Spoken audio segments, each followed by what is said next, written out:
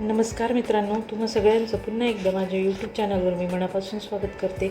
आजच्या व्हिडिओमध्ये आपण इयत्ता चौथीचा गणित या विषयाचा पायाभूतचा पेपर पाहतोय। मित्रांनो, तुमची पॅट चाचणी चालू आहे, त्या दृष्टीने सराव होण्यासाठी आपण हा पेपर सोडवून घेत आहोत। हा 2017-18चा पेपर आहे, हा झालेला पेपर आहे मित्रांनो, परंतु येणाऱ्या परीक्षेत प्रश्नपत्रिकेचं स्वरूप असंच असणार आहे। आपण सराव कशासाठी करतोय की जेव्हा तुम्हाला पेपरमध्ये अशी गणितं विचारली जातील तर तुम्हाला एकंदरीत त्याची कल्पना असावी की हे प्रश्न कसे सोडवले जातात।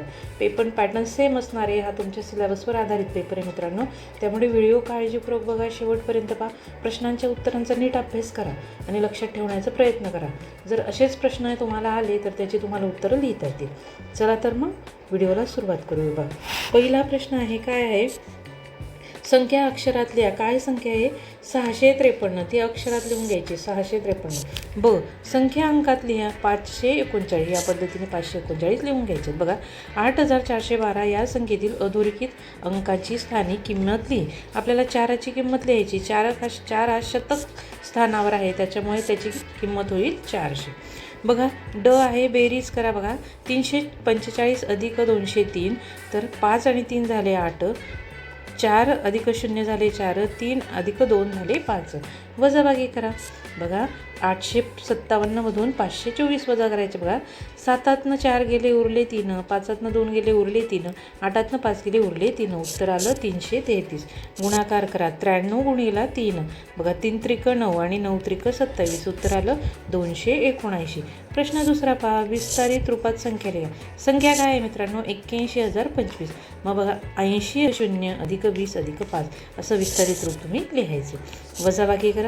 आता बघा, 4028 मधून 1503 वजा करायचे। 8तनं 3 गेले उरले 5, 2तनं 0 गेले उरले 2, इथं 0तनं 5 जातील का नाही, म्हणून 4कडनं हातच्या घेतला, किती 10 झाले।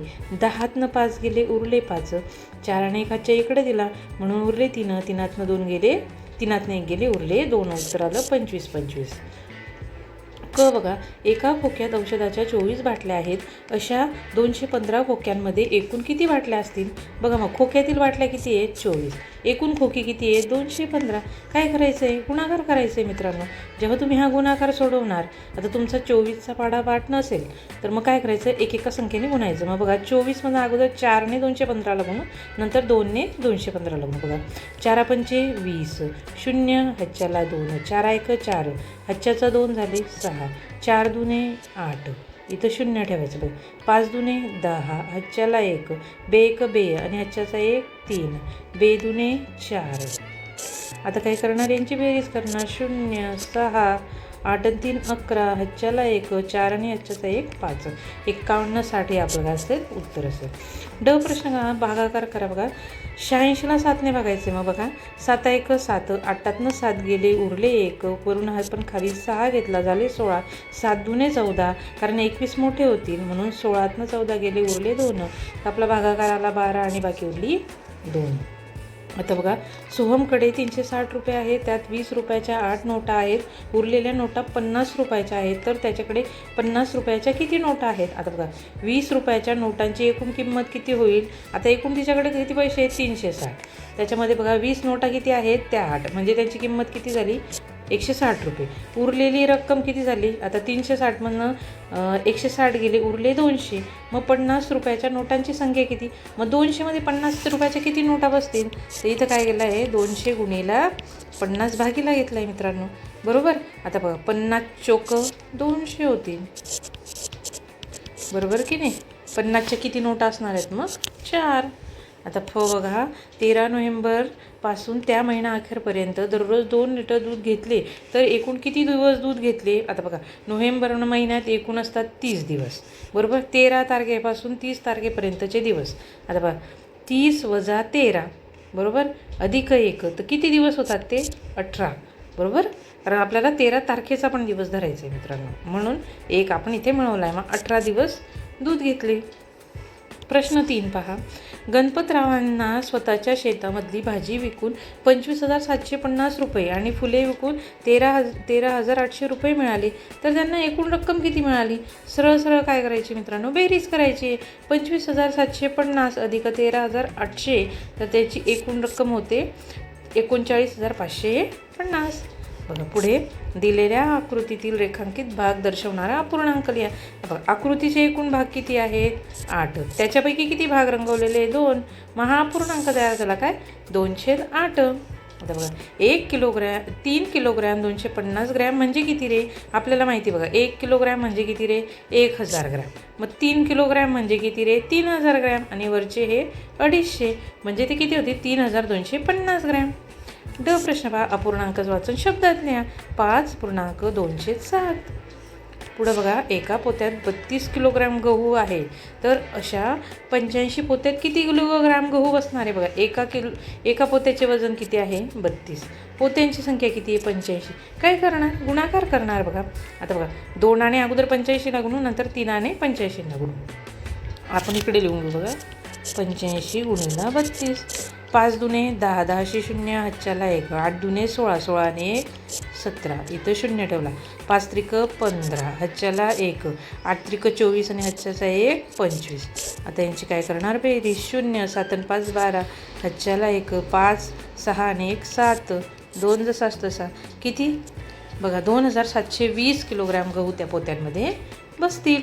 आता प्रश्न अगदी सोपा आहे, आकृतीबंध पूर्ण करायचा आहे या पद्धतीने. पाऊण लिटर म्हणजे किती रे? 75. पाऊण लिटर म्हणजे किती सेमी? 75 सेमी. त्रिकोणाची परिमिती म्हणजे काय? दिलेल्या सगळ्या बाजूंची बेरीज म्हणजे त्याची परिमिती होत असते. या पद्धतीने सोडवायचं. हा गुणाकारही तुम्ही मी वरच्या अगोदर जसे सोडून दाखवले त्या पद्धतीने तुम्ही सोडून घ्यायचं आहे. बघा पुढे आकृतीचे क्षेत्रफळ काढा. आता बघा आडव्या ओळीतील चौरस 8, उभ्या ओळीतील चौरस 3, दोघांचा गुणाकार केला 24, हे झालं त्याचं क्षेत्रफळ. आता भागाकार करा. आता आपण इथे सोडू बघा 840 भागीला 6. आता 6 1 6, उरले 2, 4 घेतला. 6 पंचे 30 मोठे होतात. 6 चोक 24, बरोबर. 24. 24मधून 24 गेले 0, 0ला भाग दिला 0.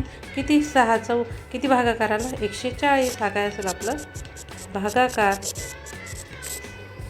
आता बघ प्रश्न काय? असे खोके कोणत्या घडीपासून तयार होईल? त्या आकृतीतील चौकटीला अशी खूण करा. तर बघा पहिलीच आहे.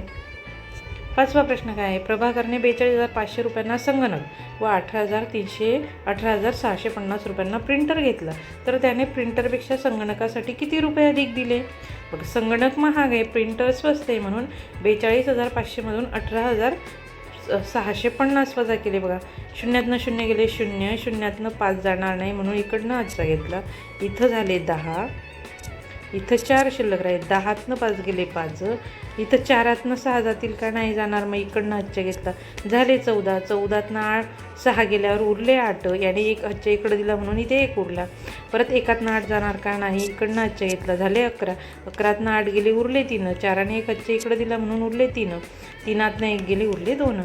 तर किती पैसे जास्त दिले? 23,850. बघा अपूर्णांकांची तुलना करा. 1/5 आणि 1/3. याच्यामध्ये मोठा अपूर्णांक कोणता आहे तर लक्षात ठेवा. अंश समान असताना ज्याचा छेद मोठा असतो तो अपूर्णांक लहान असतो. मग 1/5 हा लहान आहे. आता बघा पुढे 3 लिटर तेल समान मापाच्या 10 डब्यात भरले तर प्रत्येक डब्यात किती लिटर तेल भरेल? आता बघा 3 लिटर म्हणजे किती रे? 3000 मिलीलिटर. डब्यांची संख्या किती? 10. मग 3000 भागीला 10 केले तर उत्तर किती आले? 300. मग प्रत्येक डब्यात किती तेल मावेल? 300 मिलीलिटर तेल मावेल. चौरसाकृती मैदानाची प्रत्येक बाजू 14 सेमी असल्यास त्या मैदानाची परिमिती काढा. आताच सांगितलं मी तुम्हाला. परिमिती म्हणजे काय? तर 4ही बाजूंची बेरीज. आता त्याची प्रत्येक बाजू किती आहे? 14, 14, 14 आणि 14. मग आता चौरसाची बाजू, इथं चौरसाची परिमिती म्हणायला पाहिजे. तर चौरसाची परिमिती बरोबर 4, कारण या 4 बाजू आहेत की नाही, 4 गुणीला बाजू. मग 4 गुणीला 14 म्हणजे 14 चोक 56. उत्तर आलं 56. आता बघा प्रत्येक मुलाला 8 वह्या याप्रमाणे 192 वह्या वाटल्यास किती मुलांना त्या वह्या मिळतील? काय करावं लागेल? भागाकार करावं लागेल. बघा 192 भागीला किती? 8.